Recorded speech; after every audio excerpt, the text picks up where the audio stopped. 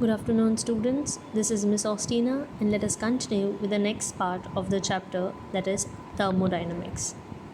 In the last lecture, I have given you the notes for this so as you can refer to the difficult derivations and it will be easier for you to understand in this lecture. So let us start with the next processes, that is isobaric process. In the earlier lectures, we covered reversible, irreversible and isothermal thermodynamic processes. Today we'll be covering isobaric, isochoric, adiabatic, cyclic and free expansion, in which isothermal, isobaric, isochoric and adiabatic are having long questions and derivations which can be asked for long questions in the exam. So I need your complete attention here. Let us start with the topic isobaric process. Like we saw that if you keep one state variable constant and change two of the other, there will be a different thermodynamic process that we are dealing with. So today we are seeing isobaric process. Here the pressure is kept constant and the other state variables are changed. If you see the PV diagram, you will see that the pressure remains at Pi, whereas the volume changes from Vi to Vf. So isobaric process is a constant pressure process. Let's take an example. Boiling of water at constant pressure. Let's say atmospheric pressure. It's a constant pressure, whereas the temperature of the system will keep on changing. Water is boiling, so the temperature of water will keep on changing. Other quantities like the internal energy, heat, work done also will be changing, or they will say zero. Here we see the PV diagram on the right hand side. Let us move to the next slide, that is the thermodynamic derivation for this isobaric process. Here I have made a simple easy derivation for you consisting of the main points which you can understand. Let us start with the first point. Here the pressure of the system is constant, therefore there is no change in the pressure, so delta P will be equal to 0. Then let us consider an ideal gas. So we can use the equations related to ideal gas. It is at constant pressure, but the volume is changing, that is volume is expanding. Initial volume was Vi, whereas the final volume is Vf. Initial temperature is Ti, whereas the final temperature is Tf. We know the work done equation, W is equal to P dV. We can also write as dV means change. dV can be written as Vf minus Vi. But we know the ideal gas equation, PV is equal to nRT. So substituting that, I get as W is equal to nRT Tf minus Ti. T here is the temperature. Let's move to the next slide. Now, change in the internal energy here, it can be given as C delta U is NCV delta T. Now CV is a specific heat at constant volume, whereas delta T is a change in the temperature during the isobaric process. Now we know the first law of thermodynamics, that is Q is equal to delta U plus W. Q is the heat, delta U is internal energy and W is the work done.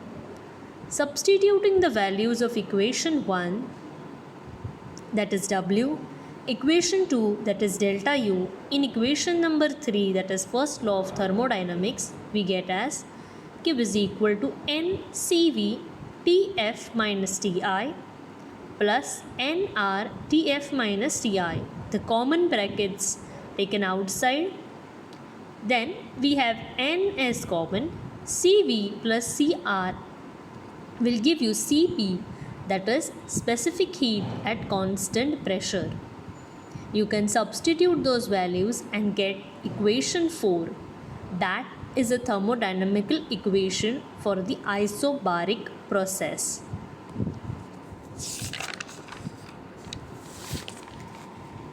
So I hope you have understood the derivation.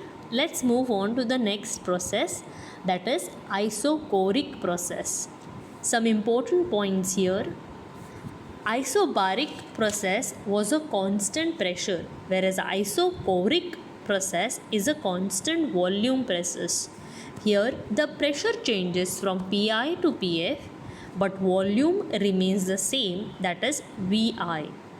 Since the volume is remaining the same, that means no work is done on the system.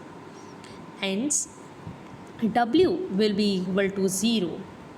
Now, what will happen to the heat that is supplied or the energy that is exchanged?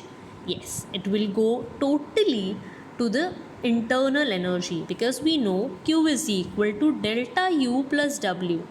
But since W is equal to 0, Q will be totally equal to delta U, that is change in the internal energy. In this process, temperature of the system will change. Let's understand the thermodynamic equations for this process. Here, since it is a constant volume process, there will be no change in the volume. Delta V will be equal to 0.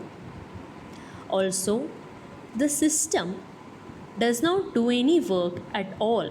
Hence, the energy supplied will be converted into internal energy. We know the first law of thermodynamics, U is equal to delta U plus W. But since I said W is equal to 0, that is the work done is 0. Hence, Q, that is the heat, will be equal to the internal energy. We saw this equation number 2 in the earlier slide. Delta U is equal to NCV delta T. That we can substitute here. We get work done is equal to PdV. But since V, that is the volume, there is no change in the volume, will be equal to 0, and hence we proved that work done will also be equal to 0. So substituting the equation number 2 in the first law of thermodynamics, we get as Q is equal to delta U, but delta U is NCV delta T. This is a thermodynamic equation for the isochoric process. Adiabatic process. Here we have some very important points to understand. That is, this process, there is no transfer of heat from the system. Second, why there is no transfer of heat? Because it is perfectly insulated system is used and there is no exchange of energy. Let us take an example of, say, thermoflask. In this situation, there is no exchange of heat from the environment to the system. Also, here the changes are carried very rapidly, very quickly the process happens, and hence there is no time for the exchange of heat. We can take an example of a balloon which is blown and it's quickly punctured. Here delta U is equal to minus W. That means when there is increase in the internal energy, the temperature will decrease and vice versa. Here we can come to two conclusions, that is, when work is positive, internal energy will be negative or it will decrease, and when work is negative, internal energy will be positive or it will increase. Let us go on with the derivation part. It's a bit difficult with adiabatic process, so we have to go through. Here we are introducing a new term called as gamma. It is the ratio for specific heat at constant pressure to specific heat at constant volume. Gamma is called adiabatic ratio.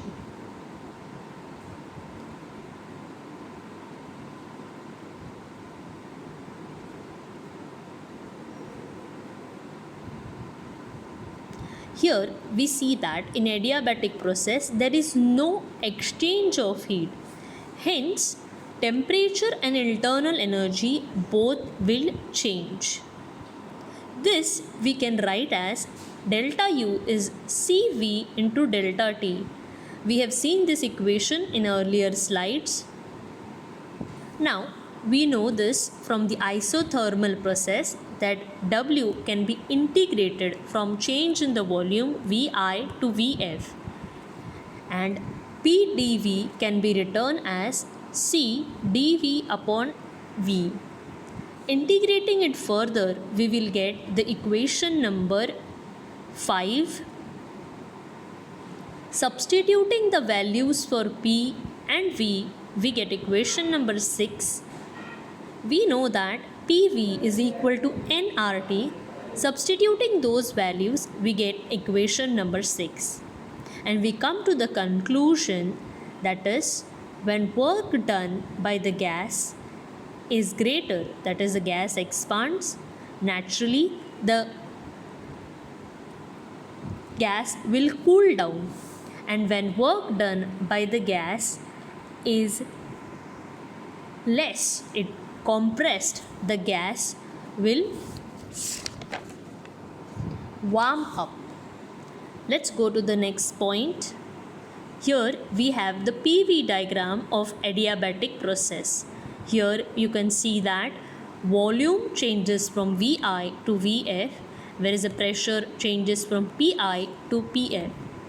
Some important points to note down. Please go through these points and write down. These are very important points from this derivations.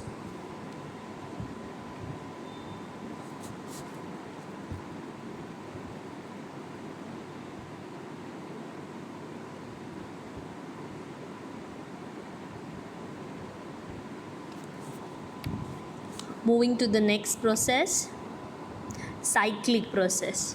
Now from the word itself, it's very much clear that it's a complete cycle, or it starts from the first point, ends another, and comes back to the initial state. In this type of thermodynamic process, the system returns to the point where it has started. Let's say a process started from point A and went to point B in the first path, and it will come back from B to the point A again. Initially, the pressure and the volume are changing, and finally, in the second path, volume again gets back to the same Vi and pressure to Pi. Here, the total change in the internal energy of the system will be 0, as there is no change. It changes and again comes back to the initial state. Therefore, Q is equal to W, that is, heat is equal to work done. Here, the initial and the final state of the system are both the same. Let's move to the next. Free expansions. These are very known daily life examples. It is an adiabatic expansion. Here, there is no exchange of heat between system and its environment. Hence, there is no work done on the system, or we can say that Q and W are both going to be 0. Also, there is no internal energy change, and hence delta U also will be 0. Here, the process is very quick, and it hence cannot be plotted on a PV diagram. We can take an example. A tire is punctured very quickly and the air gushes out very rapidly from it. Or you can take an example of a balloon which is ruptured. Here the change is uncontrolled change, and it is very quick, very instantaneous change, and hence the system does not remain in the thermal equilibrium. Students, this is the end of this chapter and we'll stop here. The notes are already provided. Best of luck for your exams. Do well. Thank you.